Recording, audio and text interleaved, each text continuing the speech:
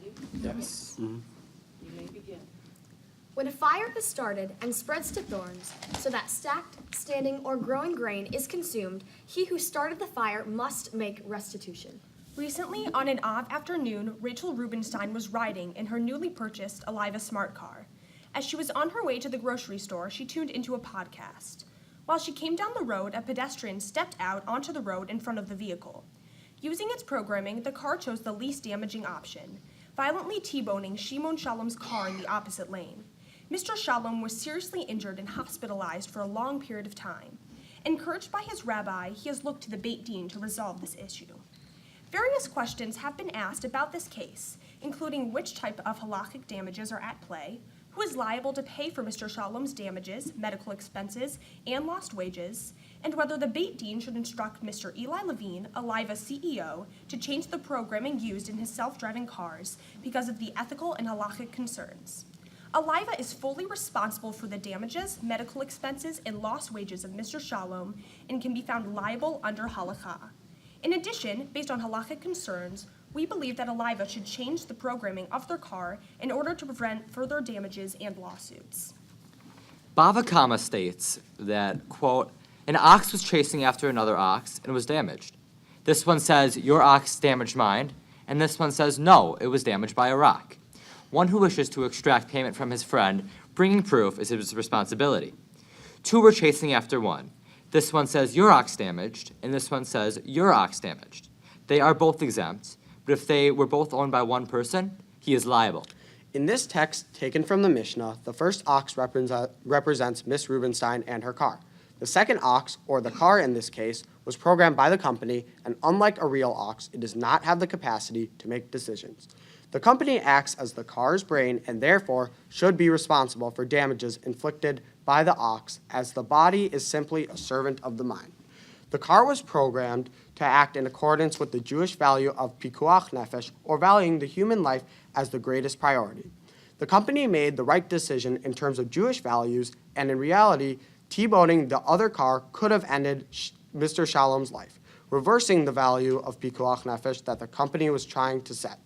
Furthermore, Aliva is still liable for the damages inflicted because sometimes even the best option is a bad one.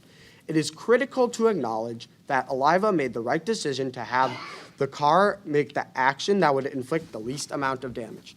This does not, however, change the fact that the self-driving car caused damage and that the car company is responsible for monetary compensation of the victim and program change. However, because the crash was on a public street, a whole new situation arises.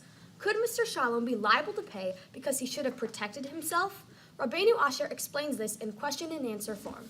Question. It is the fashion that when a groom leaves his wedding, he's accompanied by his friends and relatives out of the city. Of those who were escorting him, some were riding on horses and some on donkeys, and the groom got ahead of the group. They were following him, and one ran ahead on his horse and collided with the donkey the groom was riding on, and the groom suffered a major loss because of it. This is based on the testimony of the witnesses. And the one who caused the damage claimed that since it was in the public street, where everyone has the right to travel, he is not liable to pay at all since the groom should have protected himself. Since a person's feet rest in the stirrups, it is like he did it himself. And thus, although it was accidental and happened unintentionally, it started off with negligence, and thus, he should be liable. Answer. The claim of the damager that he should be exempt since it was in the public street and he had the right to run there, and the one who was damaged should have protected himself, is not a valid claim since a person is not permitted even to run in the public street on foot except at a speed when it is possible to stop at will. As it is in the Gemara, it was taught, Isi ben Yehuda said, quote, one who was running is liable since he changed from normal behavior, unquote. This rule applies to a person riding a horse who has no permission to run in a place where other people are riding, lest he be unable to stop at will, and thus, this is negligence.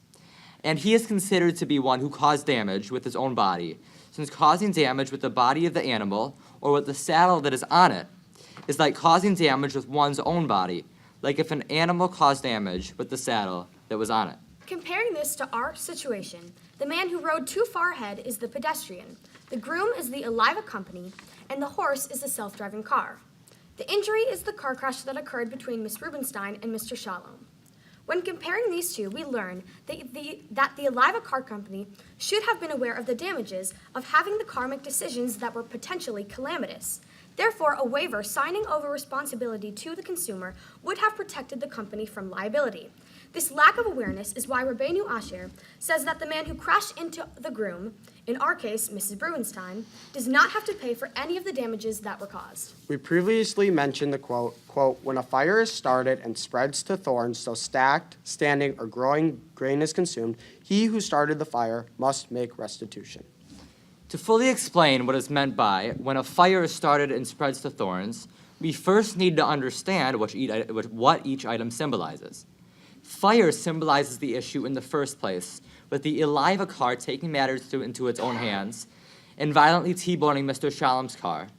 And its spreading nature refers to the unlawful decisions made by Aliva, and spreading so that it affects not only one life, but many, many others. This quote taken from Shemot also mentions the fact that he who started the fire must make restitution, meaning that Aliva, who started the crash and caused all of the damages in the first place, must make restitution, therefore paying Ms. Rubenstein a settlement fee instead of her unrelated, non-threatening actions causing her harm. Lastly, if the pedestrian's role in this case were to be brought up, so would the Jewish value of the benefit of the doubt. In this case, we must give the pedestrian the benefit of the doubt and assume that they had a legitimate and justified reason for crossing the street where and when they did. In conclusion, the emotional toll and physical harm inflicted upon Mr. Shalom furthermore indicates the liability and responsibility of Aliva Industries because he is a victim of their product. The full extent of the damages must be paid by Aliva, and the programming must be immediately changed. From a Jewish perspective, a safety perspective, and a human perspective, it is a fundamental priority to save the most lives in order to make the best decision for everyone's well-being. Thank you.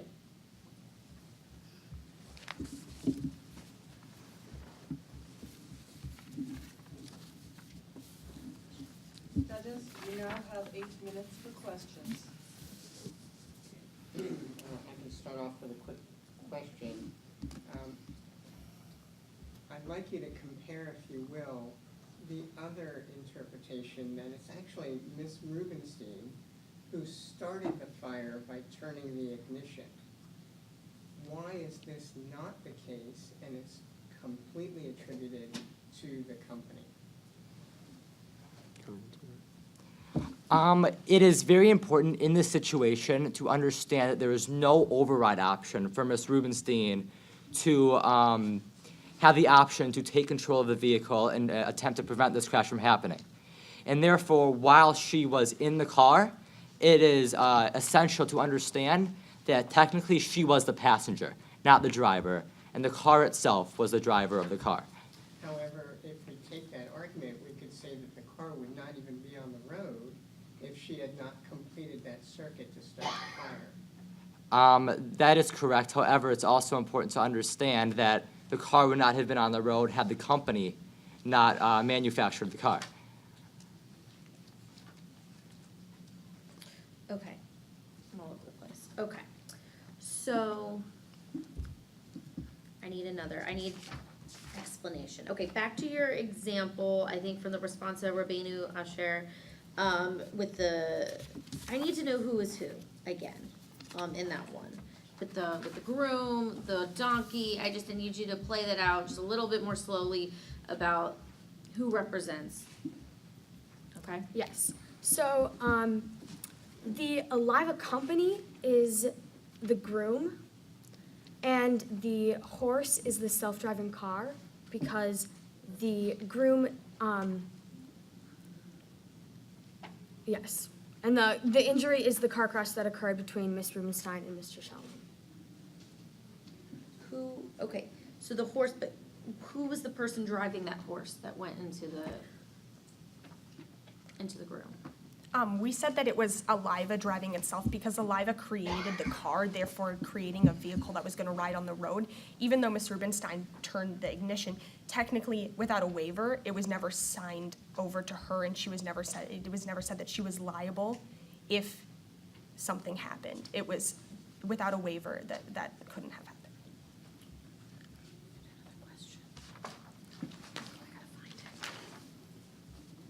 ahead. While you're I looking find at it. it, I'm really concerned about your statement that the best option was a bad option. Okay? Well, oh, wait. Well, if the best option was a bad one, aren't you really saying that there's no good option? Well, so what I mean by bad option is that, like, it was still, in reality, it was a bad option compared to the other option, which was possibly killing, possibly hitting the pedestrian. And, yeah, so that's basically what it means. Because the reason I asked you that is, it seems that the best option was to fulfill pekuach nefesh. Mm-hmm. So when you balance, don't you give consideration to the ultimate goal of the option, pekuach nefesh, the highest? Although we do believe that Aliva, the car, made the best decision, we are supporting the fact that they still do have to pay. They are liable. However, they are put in a bad situation because, yes, they made the best decision that they could. They did save a life. However, they are liable to pay for the damages. However, extending on that, in your written argument, you state that the pekuach nefesh is like the ox that's trained to gore. However, an argument could be made that pekuach nefesh is actually the opposite that, in which you train the ox not to gore. In this case, missing the pedestrian. How do you relate those two opposite comparisons? In that situation, and it's sort of going back to our previous conversation, while Aliva did not necessarily train the ox to gore in this situation, it is the fact that they have responsibility and they are liable over the ox. But your And- whole argument hinges on the fact that the ox is related to the ox that's been trained to gore. Yes. So answer the question with that as your premise. The ox was trained to gore because in reality, we all know that the situation that unfolded here in this instant, the car, which is the ox, gored Mr. Shalom's car, and the undisputed fact that Aliva manufactured the car, they're responsible for the car being on the road, is the reason that they are responsible for the ox, and the fact is that the ox gored. Is there any viability of the city in this case for allowing the pedestrian to be in the street? The city, so we do make a point in our argument that the pedestrian is not here to defend themselves. We have to give them the benefit of the doubt and believe that they have a justified reason to be across the street where they were. However, that was not safe. But the city was not able to control that, so we are not making the city liable. I have a clarifying question as well. There seems to be, I don't know if conflation's the right word here, but you start your argument, the entire written response as well as your oral argument, with talking about the pasuk from Shmot, about the fire and claiming that Aliva started the fire, but then you classify you then jump to an ox classification. So I just want to hear a little bit how you jump from fire to ox, and like at the end of the day, which one? What is it? The fire and the ox both serve the same purpose in this sense. And while it is two different examples, we believe that those two are somewhat interchangeable. Because as we have been saying earlier, the ox is the car because Aliva manufactured the ox, and by manufacturing the ox, they started the fire. Do you have any further questions? We have 1 minute less.